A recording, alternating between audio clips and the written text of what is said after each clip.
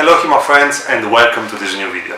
So today is the first day that I ask you if you have patience enough to go through all this video and watch and hear everything I have to say, because I think that if you are practicing HEMA, if you are loving HEMA, you will be quite interested in this, let's say, little problem, which is not that little, to be honest. So I decided to make this video yesterday, basically. I have programmed another video for today, but don't worry, you will receive the video with my equipment, sparring equipment review in the next days, maybe even today. So let's start to talk about this topic. So yesterday I was reading on Himalayans a post which was about a lunge. So it was a post which was showing this video that probably you're watching right now, which is a video that shows Oh Sang-uk, I hope it's spelled like this, which is a Korean saber fencer, modern saber fencer, which is a top level saber fencer, extremely good, and he is featuring in this video.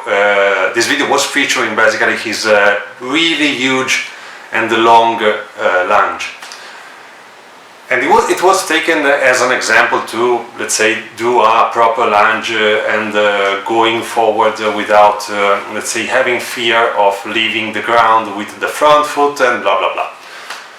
So something arose in the discussion below, which was, is this lunge historical or not? A lot of people said not, of course, and other people said yes, but we don't really know, and everyone has had his own opinion. So first of all, I want to answer this question, which will take us to the most important topic of today. So, is this lunge historical or not? The question is far more complex than this. So we can answer to two different questions, in fact to many different questions related to this lunge, but we have two main questions. The first one is, someone in the past may have done this kind of huge lunge for some kind of motivation. I would say probably yes. Now, we don't really know if someone made this lunge for an error or for a motivation while fencing someone in a fight or in a training or doing an exhibition. It's obvious that this is a movement which humans can do, and most probably some human in the past did this movement for whatever kind of motivation. We don't really know. It's more probable than not. Of course, I would say that 0.9, someone did this lunge in the past. So if we talk about another question, which is, did our master of the past advise to do this kind of huge movement? Now, the answer is basically no. We have a variety of different lunges shown through the, let's say, fencing history. Every kind of master in the past had his own idea on the lunge, and even in the, let's say, medieval times, the lunge was not even taken in consideration as a different movement from an half step.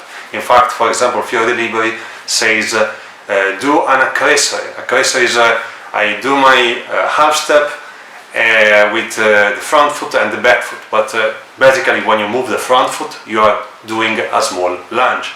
But in the past it was not different. There was not any kind of difference, and the lunge was not taken in consideration as an important different part of fencing. So because of this, in the future, then when the lunge starts to become something extremely useful in fencing, Capo Ferro had his own idea, Robert had his own idea. In the future, everyone had his own idea of lunge, and this was based in their experience and in their needs. And this is really important because different masters in the past had different needs. but almost every one of these needs, I would say every one of these needs, was different from the one that modern fencing practitioners have right now in Olympic fencing. So it's another thing, okay? Different context, different needs. So the masters of the past don't advise this kind of huge extreme lunge, which maybe sometimes end in a split, okay? This is an extreme movement, and in general, when you're fighting, you don't want to make the extreme the rule, because you have to be needed to control yourself to basically save yourself, okay? But this is another longer, let's say, I will talk about this in another video because it's a huge topic by itself. So let's jump to the main topics, which is the problem that HEMA is facing right now. So I made a little, I've written in a little paper what I want to say, because it's quite complex this time. So first of all, I want to start relating to the things I have said, which is the context. And the first thing is the context and the specialization of fencing through history. So when we start by looking at Fiore, for example, which is one of our most ancient masters, we see that in that specific case, fencing was taught in a way really wide. Let's say that this is the motivation why I love Fiore, by the way. Fiore shows a method of training which is all about teaching to a noble different ways of using the different weapons that they may use through their life, be it for dueling purposes, of war purposes, or self-defense one. So it doesn't really matter how you end up using this weapon. You need to have the ability to use this kind of weapon in all the different environments. So this let's say this manual is not specific, is extremely wide in their objectives, and in fact is an holistic method of training, and you can learn different things from different weapons, and in the end you end up learning a lot of things from a lot of weapons, and you end up using all these weapons for different contexts. So when you go even at the same time in history, or almost at the same time, we see more specialized system of training, like Lichtenauer is a bit more specialized with the longsword dueling stuff. So it's one of the best methods of their time to use the longsword with the, let's say, best theory of the time, and probably the best physical, let's say, training of the time, let's say. So it was, in the end, it was more specialized. The more you go in the future, the more you see specialized stuff. You also see other holistic methods, for example the Marozzi one, which probably was an holistic method as far as I know. But you see a lot of specialized stuff, because you see soldiers using the weapons, using a specific weapons in a specific environment, cavalry sabers, let's say ground saber, okay, so foot soldiers, sabers, different weapons, different objectives. You see also, let's say, normal people using weapons for dueling. So you start to see small swords, oh my god, sorry, dueling, and you see that there is also a specialization in the duel made by fencing masters, even more than before. Okay, so everything ends up in dueling at the end of the day, because it is the environment in which you end up using this kind of weapons that are no more war related or self-defense related. So the specialization of fencing goes through a lot of different periods, and it changes, and it changes its goals and it changed the environment in which fencing was used. So a medieval person was probably fencing a lot of time on the grass or on the dirt maybe, compared to an 18th century person or 19th century person. So we see different context, different environment, and this is true for a lot of things, not only ground. I am only making an example here. So what this means? This means that fencing is changed, now is more specialized, and is extremely specialized in sport fencing, which fence in a specific environment, which is always the same for everyone, with the same weapon, basically of the same length, with the same grip, with the same weight, and whatever. Everything is standardized because everyone wants to see who is the most skilled one between the two fencers. So this is what fencing is right now, and of course this is a thing which is quite pragmatic. We have a modern objective, which is winning the let's say the tournament, the fencing tournament, the fencing competition, the Olympic Games. You train for this objective, and that's it.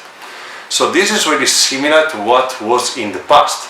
You want to train for a duel, you train for the duel. You want to train for a war, you train for a war. Before, sometimes was even you want to train for a war-related life, you train for a war-related life. So it was more wide, as I said before. So we have different contexts, different periods, different level of specialization. The highest level of specialization basically is right now, in terms of the evolution of fencing. So what this means? Now, this means that as HEMA fencer have different objectives and different goals, because we study a variety of different weapons from different contexts in different times, and we end up approaching HEMA in different ways. But this is not only the thing that makes the approaches to HEMA different. We in fact see two different families of approaches which are arising right now in HEMA, which is the main topic of this video. So I want to first of all show you how I think that an idealized HEMA fencer, or I would say better, an HEMA martial artist should train in different ways. So here I have a drawing which was made, thank you to my girlfriend Elisa Zanoli, which shows the 5 different, let's say, training methods or training routines that we have to go through to learn historical fencing, or better, HEMA. So the first one is historical knowledge. Now here I am talking about a trainee, not an instructor. For an instructor is even more complex than this. Now a trainee have to, in theory, have a little bit of knowledge in the historical treatise. So he have to know at least what he is training, who was the master that related the treaty. He have to know that he is trying to represent the fencing of this precise manual or these different precise manuals through his fencing. So the second thing is physical training. Now for physical training we have every kind of training with barbells, like free body training, I don't know, Indian clubs, whatever.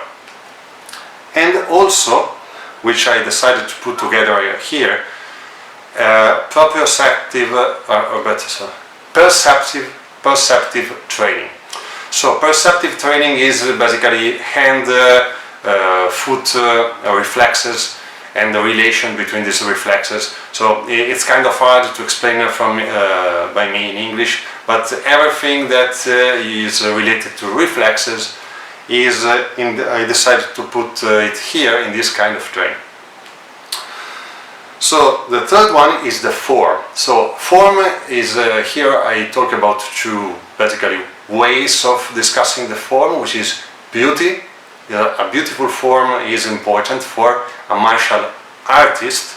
Okay, we are artists also in theory, but also structure. So having the proper structure to deal the proper action in a correct way. So you want to cut through something, you need a correct structure to do so, and everything of this passes through the form in which you are executing your action.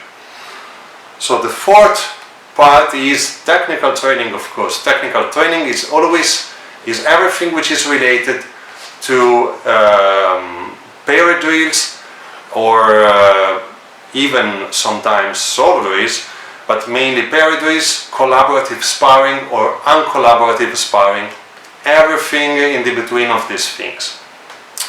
And these also, yes, it contains mainly this kind of training things. So the last part is side training.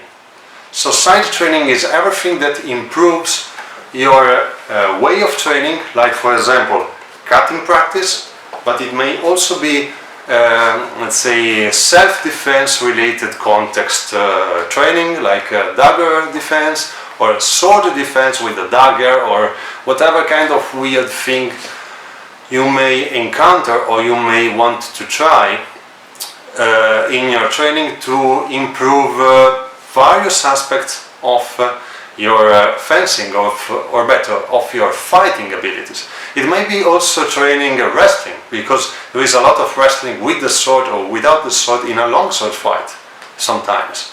So these things are all side training. For example, I do a lot of side training, I enjoy it a lot, and it's a great part of my training. So we have all these 5 things. It's a lot of things, okay? So it's a huge amount of things. Now, the two families of, let's say, training methods and the training routines that we are facing right now, or better, I will say the two families of mindsets to approach HEMA, are these two. So the first one is my one, and is taking in consideration all the aspects that I said before. So the thing starts like interest, so there is someone interested in nerd stuff, like fantasy, history, everything which is related with swords, that starts his training life. He approaches HEMA, so he starts training, and he ends up training all these things, maybe because he have known one instructor compared to another one. Like me, for example, if you end up knowing me, I try to work over all these things as much as I can with my students. Not always together, not always in the same context, but I want them in the future to achieve all these points. And here you see that the goal, basically the results, is in the middle of all these things. Basically we are triangulating the goal. So this is more a self-improvement kind of path, and you don't have a direct, let's say, direct way of watch your results. You see your results through a lot of different things. Let's say that you see your results in sparring, you see your results in tournaments, in your karting practice, or karting competition, maybe, if you are able to do this kind of things. You can see your improvements in, you do, for example, historical reenactment, you do like feint fighting in this kind of context, you do a very good fight, people is enjoying it, you see your improvement. You can see your improvement in every kind of situation in which you use your fencing abilities, or fencing related abilities, or I will say martial arts related abilities, which is, I want to use this term because in my opinion is better. And when you use this kind of abilities, you see your improvements because you see that you are growing as a martial artist. Now the second training method is this one, which is more easy to go through, you see that we have only the technical training, which is parade sparring, mainly sparring in fact, and we have physical, but also, as I said before, perceptive training. So you have these two things which are the most important for creating someone which is able to fence in the best way possible. So you have the goal, which is the result of these two things, and in fact the goal, the results here, can be measured in a more clear and easy way in the tournament. So this thing is far more easy to go through, is more linear, as you see, and it's more comprehensible by a lot of people, so it is more easy to make people approach this kind of thing. So this thing, more complex, self-improvement in a lot of different aspects, let's say historical, humanistic field improvements, physical field improvements, technical field improvements, even a little bit of physics understanding, and a lot of these things, especially for the instructors, but for the trainee too.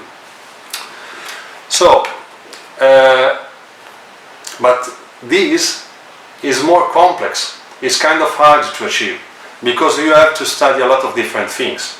So if someone is putting, let's say, 6 hours per week in this, it will be always a lesser skilled fencer compared to putting 6 hours in this, because you have to train more things. And if you make your, let's say, repertoire of training more wide, you end up losing time on different bits of things. If you do only a specific kind of training, you can improve in this specific field. So again, it's specialization even in modern times. So now I want to talk about something which is related to these two families of training. So, and I want to go through an example, which is the Italian environment right now and how this environment is evolving, because of course I'm living in the middle of this evolution, I will say, and I want to take this as an example to explain it. So in Italy right now we have these two families of people and these two families of mindsets, but only one of these is becoming, let's say, more organized, and is the one more simple, let's say, even if it's not simple, of course, it's simple compared to this, okay?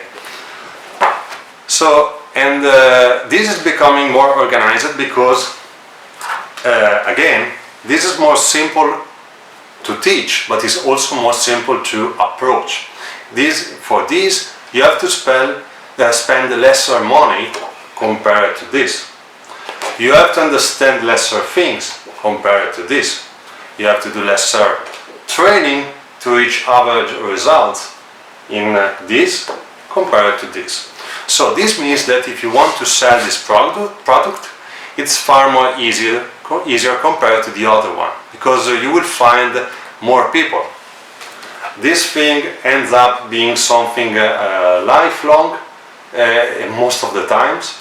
This kind of thing can be consumed like, I don't know, a cigarette or a chewing gum or whatever, more easily, because it allows people to enter this world enjoying it for 3-4 years maybe, and then stop and go to search something new and different without spending a lot of money, a lot of time in this kind of environment.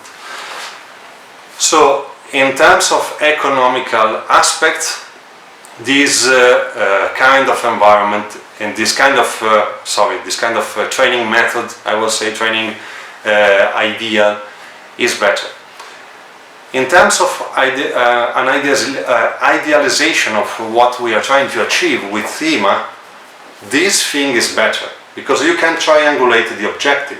You can triangulate a method of fighting through different ways, different methods, the connection to the sources, the actual cutting, actual thrusting things, different kind of training, as I said before, with different purposes. So you learn a lot of different things and you try to triangulate the historical fencing method.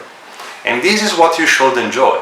So it's not proving this kind of method only on tournament to see if it works. You can prove it in sparring, in cutting test, in self-defense drill, self-defense sparring things, in a lot of different ways. So you enjoy your path, basically. You don't enjoy only achieving the goal. It's more about the voyage, let's say. So as I have said, in Italy is more organized this way of approaching training. The Italians started to organize the second method of training, as I said, the more linear one, through an organization which is the Accademia Nazionale di Scherma, which is the National Academy of Fencing, which since the end of 19th century trained the new masters and instructors for modern fencing. Now, since the 1990s, I think, they also started a method of training for theatrical fencing stuff and like representation fencing stuff or stuff like that. So, like people that do stage fighting in different kind of environments. It can also be films or whatever. Now, in the last years, they taken HEMA and put it like the training for martial arts purposes or let's say sport purposes into this format, and they started to create new masters and instructors in this kind of way. So now if you want to do the professional instructor, in theory you should pass through them because instead you can't, in theory, as I said. That said, it's weird, of course, because a lot of people in this kind of academia, some of them have trained historical fencing for a bit or for a lot of time, but always with the modern fencing idea they were coming from in mind. So it's kind of it's a completely different way of approaching historical fencing compared to the one that is born by itself with the HEMA movement in the 1990s also. So it's a completely different ways of approaching the topic, and these kind of persons on the other way are also together with other people which are not really interested in historical fencing, but they are interested in the, probably, I suppose, this is my personal opinion, of course, it's not something that I am sure about, but also the economical value that HEMA may have in the future. And as I said, the best way to make money, hypothetically making a lot of money, I don't know, from this kind of environment is the most simple way of approaching this kind of thing. So the linear thing. So because of this, in the last 1 year and a half in Italy started to appear the name Scherma Storica Sportiva, which is historical sport fencing, basically, in the environment. So a lot of people is referring to HEMA now as Scherma Storica Sportiva. You're doing a lot of tournaments of Scherma Storica Sportiva, and that's it.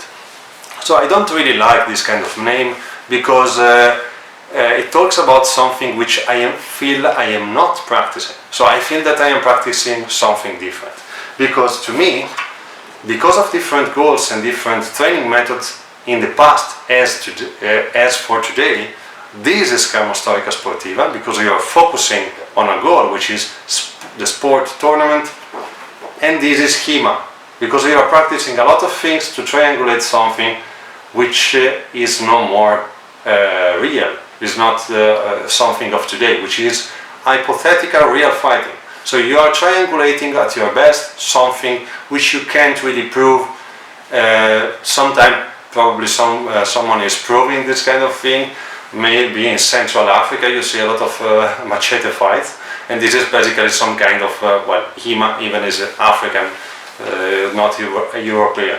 But anyway, so is training for an hypothetical real fight for whatever kind of context the master of the past was supposed to train people, following their diktat and their instructions. So, these are two different worlds which are colliding right now. For example, I want to make two quotas from two different instructors and masters of the Academia, of the National Fencing Academy here in Italy. I had two discussions with them, in fact far more than two discussions, but in two discussions I have heard this kind of quotas. So the first one is that every kind of fencer with 3-4 years of experience can write the Fior di Battaglia manual. So to me it was something like, oh my god, okay, so it's not something that I felt quite in a good way, and also my answer was not quite good too, because it's kind of huge things. You have to know a lot of different things, environments, training objectives, armor, out of armor, but it's even I don't have to explain it, it's too complex, and this sentence is just stupid at my eyes. So another thing that I've heard from another master of this school is that you don't have to know the historical treatise to teach historical fencing. Now, this thing is partially true, because if you are training for this kind of historical fencing, this is true. If you are training for this kind of historical fencing, this is not true. So you see that here in Italy we have an example that I hope that for you will be far less restrictive, because I am feeling a bit restricted by this environment which is arising here in Italy, to be honest. But anyway, I hope that for you out in the world is different, so that you are more free in your objective decisions and whatever. You see that there are two big families of HEMA which are arising and they are colliding. I feel in Italy, I feel that I am one of the people which is representing this kind of idea. There are a lot of people, a lot of other people which are not really connected in Italy. They have not some kind of academy or federation or whatever that have the same idea as me. But of course we are not together, so we don't have two fronts. We have one front and spare people that share my idea or an idea really similar to my one. So what this means? This means that this is only an example. I see this thing happening in other countries too. We have two families of HEMA, we are arising, and I feel that in the future we will have some kind of division. And this is the problem that HEMA is living right now, is that everyone have his own ideas, of course. There is more extreme people for every kind of environment, but we have two families basically. Be it extreme or not, everyone falls in one of these two families. And it's hard to be completely in the middle. So this is one family, this is the other family, and basically that's it. So this is the problem which I feel that in HEMA is arising, and I suggest you to share your thoughts about this problem, which in my personal opinion is a problem. I don't think that that one of these two methods is wrong. I personally don't like this one, so I don't say it's wrong, but I don't like it. This kind of thing is something that we have already seen, basically. It is creating other modern fencing weapons, like modern fencing with the longsword, modern fencing with sword and buckler, and instead of the classic 3 weapons for modern fencing, you end up having 5 or 6 or 7 weapons in theory, let's say.